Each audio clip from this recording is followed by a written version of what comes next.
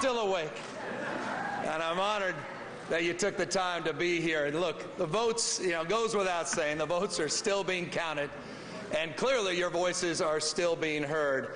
But a few minutes ago, I received a very generous call from John Cox. Thank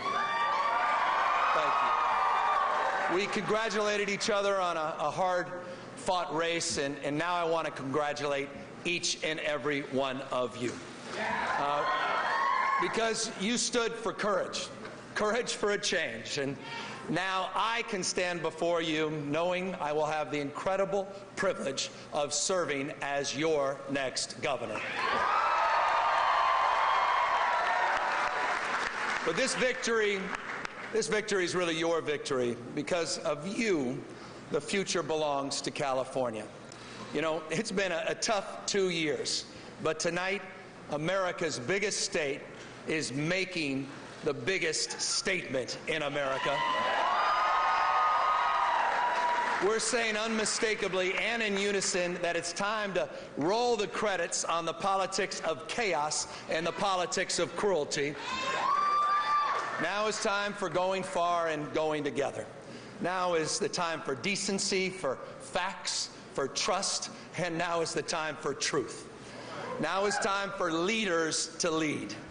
And to those agents of anger determined to divide us instead of unite us, it's time to pack it up and for you to pack it in. This, in every way, shape, or form, is California's moment.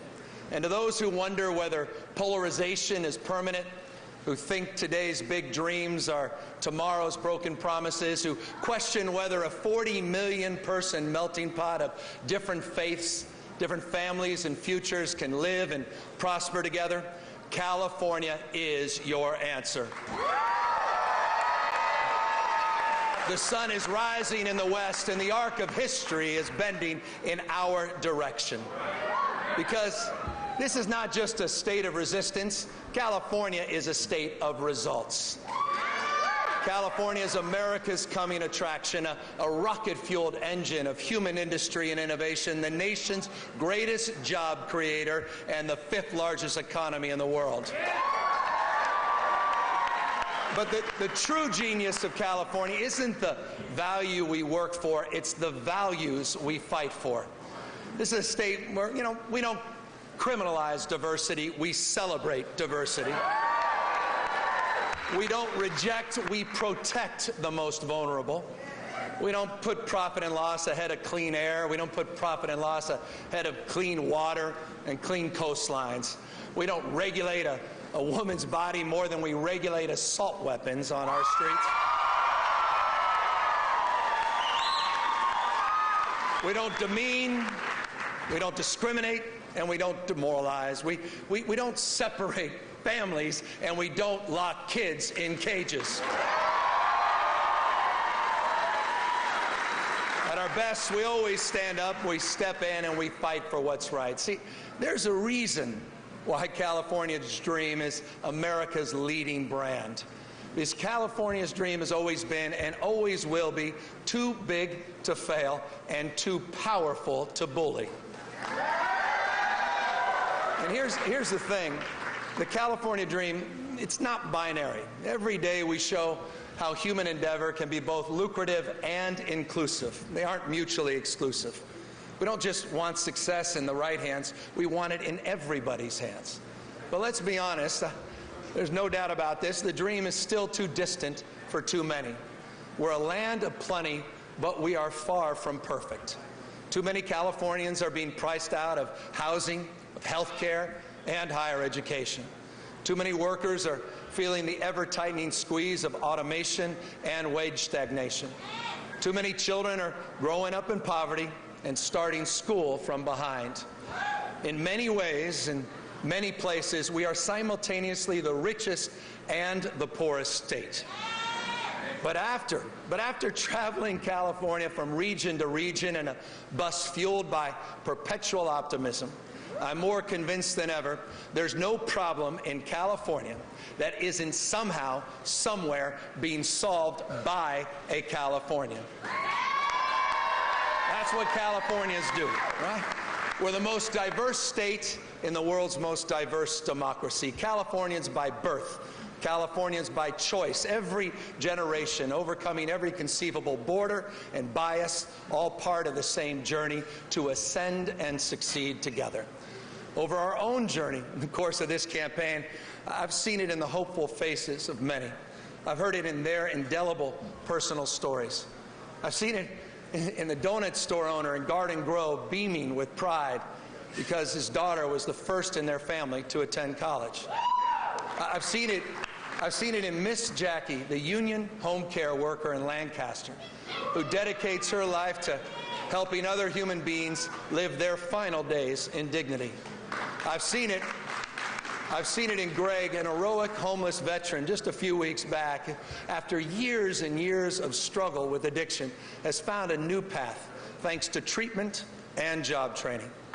And I've seen it in the bravery of Elizabeth, an 8-year-old girl in Fresno who raised her hand at my town hall and asked not about herself, but what she can do to protect her friends in the case of a school shooting. That's what this campaign's all about. It's about advancing all Californians on their journey by making this a place of equality, making California a place of opportunity, safety, and affordability for everyone. We can make their dream real, but only if we have the courage of our convictions, the courage to dream bigger and demand more, the courage to be a state of results and a state of refuge. I've listened and I've learned from Californians of every walk of life, because I know that starting tomorrow, the hard work truly begins. But tonight, I'm just overwhelmed with gratitude, and I'm humbled.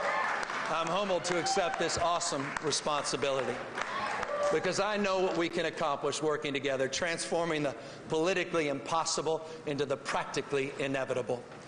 There are so many stars, so many California stars in this room tonight, too many to name, too many to enumerate. But I want to take a moment of personal privilege and mention just a few who've shined brightest for me when I needed the most. Starting with my wife, Jen, a real-life Wonder Woman. Jen, who fights every day for a world where children can live free of stereotype and social inequality while being the incredible mother of our 4 remarkable children. To all my friends and family who have been there for me, many dating back to the not-so-distant days as a struggling kid with an undiagnosed reading disorder and an especially bad haircut. I still have dyslexia, and Lord knows the jury's still out on the hair. But because of their urging and unconditional support, I grew up with the audacity to think I could make a difference and the humility to know I couldn't do it alone. And as always, politics is a team sport. And I want to thank my campaign team, the best in the business. Thank you guys. As well as the incomparable army of the grassroots supporters, organizers, all those texters who were the lifeblood of this campaign. You know who you are. Thank you for your great work. I also, because I've seen so many of them, I want to thank and salute all the state legislators who are here and every public servant elected across this state tonight. We're going to serve in different branches of government, but we share the same California name on the front of our jerseys. You know, there's a famous quote, all of you know this, that we should not go where the path may lead. Don't go there. But instead go where there's no path and leave a trail. For literally my entire life, Governor Jerry Brown has been blazing his trail as a pioneer of progress for this state. He's been a role model for me, and tonight we all owe him a profound debt of gratitude. Thank you, Governor Jerry Brown. Remarkable leadership.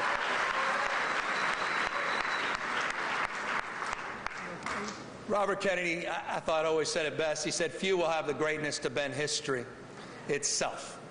But each of us can work to change a small portion of events, and the total of those acts will be written in the history of this generation. As Californians, we've been granted the extraordinary opportunity to write history's next chapter, and the extraordinary obligation to help every Californian write their own California story, even from the darkest of circumstances. Just last week in Merced, I met an extraordinary young man by the name of Joshua, who's writing his own story. He said to me, "I can't vote for you. I was born in Mexico. I came here with my mom after my father passed away, and I watched her work 3 jobs as a cook to support me. I worked as a community service officer," he said, "at Merced Police Department to pay his own way through college." And he said he's about to graduate with a UC degree. Joshua's also a dreamer who spent every waking day over the past year worrying if his dream was coming to an end. But he said, "Gavin, I can't vote for you, but I want you to know I'm okay. I'm okay because I'm a Californian." That's what California means to Joshua.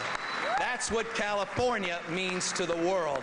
Now it's our turn to spend our waking days protecting that dream for every Californian. Thank you, California. Thank you all very much for being here tonight. God bless you. And the best is yet to come. Thank you all very, very much for being here tonight.